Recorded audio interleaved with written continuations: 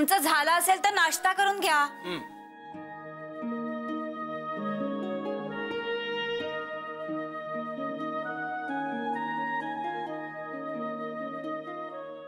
काकू मी येते.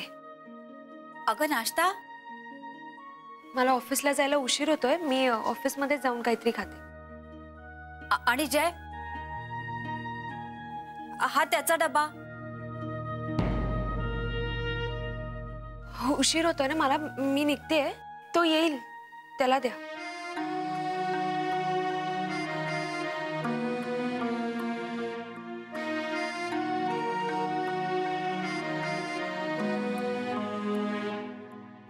मी सांगतोय त्यावर विश्वास नाही तुझा.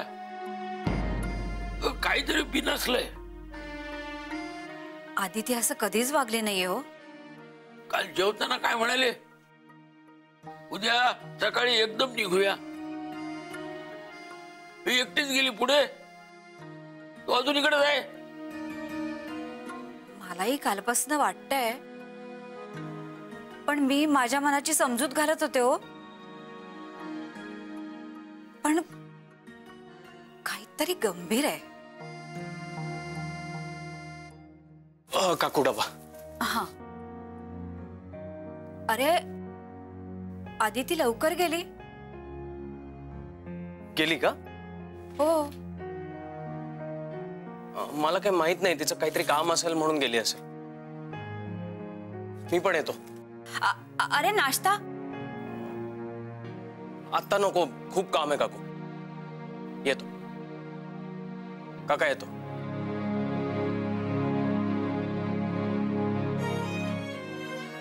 एवढं कसलं आलंय काम?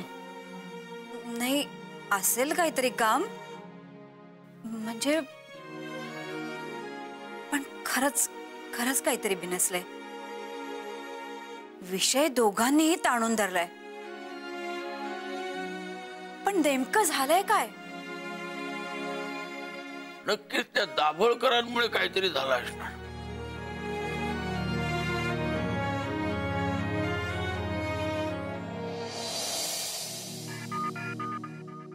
Good morning.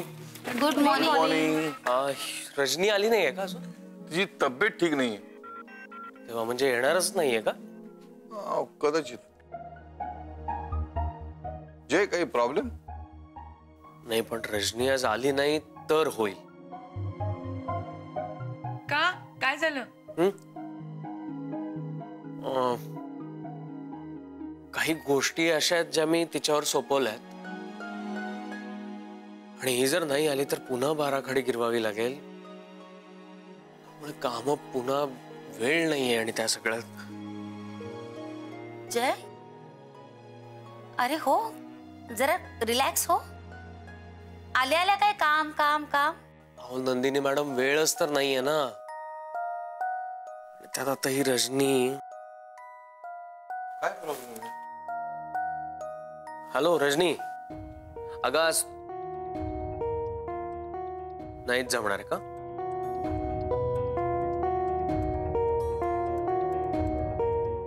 हा, नाही ठीक आहे, मी करतो काहीतरी मॅनेज.